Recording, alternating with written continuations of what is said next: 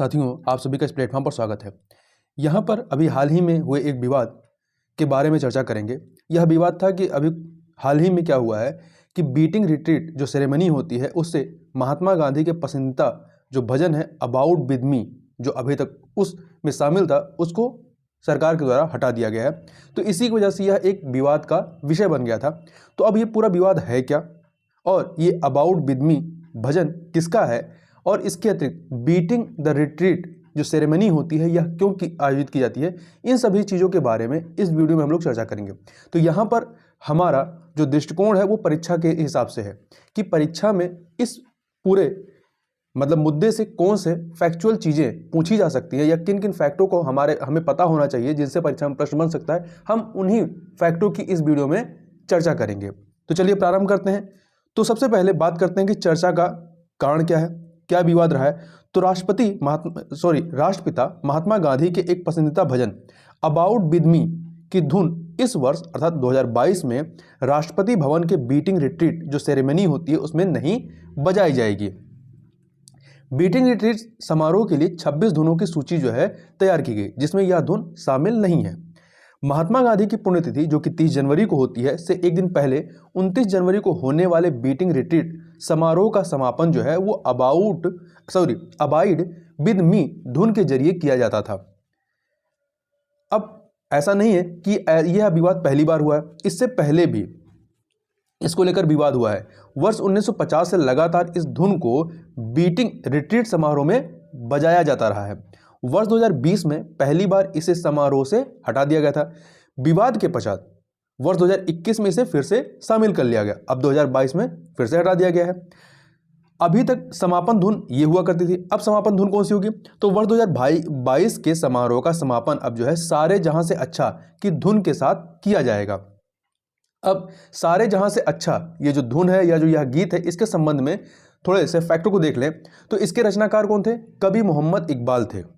इस गीत का प्रथम प्रकाशन एक साप्ताहिक पत्रिका इत्तेहाद में 16 अगस्त 1904 में किया गया था। वर्ष 1905 में मोहम्मद इकबाल के द्वारा पहली बार सार्वजनिक रूप से इसे गाया गया था तथा वर्ष 1924 में उर्दू पुस्तक बंग-ए-दारा में भी प्रकाशित किया गया था।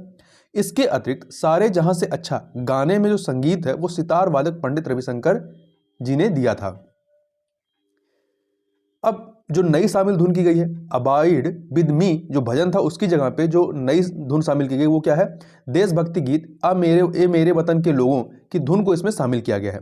अब इस ए मेरे वतन के लोगों से संबंधित फैक्ट को देख लेते हैं। इसके रचनाकार कौन थे? कवि प्रदीप राय हैं और यह 1962 के भारत चीन युद्ध के बलिदानों की स्मृति में इसको इन्होंने लिखा था। उक्त गीत को लता मंगेशकर ने अपनी आवाज दी थी। अब हम लोग बात कर लेते हैं जो भजन रहा है जिस पर विवाद है अबाइड विद मी के बारे में। तो अबाइड विद मी भजन को स्कॉटिश कवि हेनरी फ्रांसिस लाइट ने वर्ष 1847 में लिखा था। 1 जून 1793 को जन्मे हेनरी कवि होने के साथ साथ चर्च के उस पादरी वर्ग में शामिल थे जिन्हें एंजेलिकन डिवाइन कहा जाता था। एंजेलिकन डिवाइन का तात्पर्य है कि जिनके लिखे धार्मिक लेख या कविताओं को धर्म के विश्वास व अध्यात्म का मानक माना जा सकता है। अबाइड विद मी की धुन का प्रथम विश्व युद्ध कब से कब तक था? ये डेट भी याद रखिएगा। 28 जुलाई 1914 से प्रारंभ होता है और 11 नवंबर 1918 को समाप्त होता है। तो प्रथम विश्व युद्ध में बेहद लोकप्रिय हुई। बेल्जियम से फरार हुए ब्रिटिश सैनिकों की मदद करने वाली ब्रिटिश नर्स एडिथ कैवेल ने जर्मन सैनिकों के हाथों मरने से पहले इस गीत को गाया था। आगे चल के 19वीं सदी के कवि अल्फ्रेड टेनिसन ने इसे अंग्रेजी भाषा की बेहतरीन कविताओं में से एक माना है। अब हम लोग बात कर लेते हैं महात्मा गांधी और अबाइड विद मी के संबंधों की। तो महात्मा गांधी ने इस धुन को सबसे पहले साबरमती आश्रम में सुना था। इसके पश्चात इसे आश्रम की भजनावली में वैष्णोजन, रघुपति राघव राजाराम एवं लीड कैंडली लाइट के साथ शामिल किया गया। अब बात कर लेते हैं बीटिंग रिट्रीट के बारे में। बीटिंग रिट्रीट के बारे में कि यह आखिर होता क्या है? तो देखिए, बीटिंग द रिट्रीट भारत के गणतंत्र दिवस समारोह के समापन का समारोह है। इस मौके पर राष्ट्रपति अनुष्ठानिक रूप से सेना को बैरक में लौटने की इजाजत देते हैं। इसी के साथ गणतंत्र दिवस समारोह का समापन हो जाता है। ये इसका कार्यक्रम जो है लास्ट वो 29 जनवरी को होता है। इस कार्यक्रम में थल सेना, वायुसेना एवं नौसेना के बैंड प्रस्तुति देते हैं। तो इतनी चीजें यहां पर आपको पता होनी चाहिए। इसके अतिरिक्त इसकी पृष्ठभूमि की बात करेंगे तो देखिए, बीटिंग रिट्रीट जो है ब्रिटेन की बहुत पुरानी परंपरा है। इसका वास्तविक नाम क्या रहा है? वॉच सेटिंग रहा है। वॉच सेटिंग रहा है। यह सूर्य डूबने के समय मनाया जाता रहा है और यह समारोह सैनिकों की उस पुरानी परंपरा की भी याद दिलाता है जिसमें सैनिक दिन भर के युद्ध के पश्चात शाम के समय आराम करते थे। दरअसल यही वह समय होता था जब वे अपने कैंप में लौटते थे और ढलते सूरज का शाम के समय जश्न मनाते थे। अब यहाँ पे थोड़ा सा एक फैक्ट छूट गया है, इस फैक्ट को याद रखिएगा। बीटिंग रिट्रीट के संबंध में, पहले जो बीटिंग रिट्रीट होता था भारत में, यह समारोह 24 जनवरी से शुरू होता था, लेकिन इस वर्ष अर्थात 2022 से नेताजी सुभाष चंद्र बोस की जो जयंती 23 जनवरी से होती है, 23 जनवरी से अब यह प्रारंभ हुआ करेगा। मतलब बीटिंग रिट्रीट अब 23 जनवरी से प्रारंभ हुआ करेगा। आगे चलते हैं।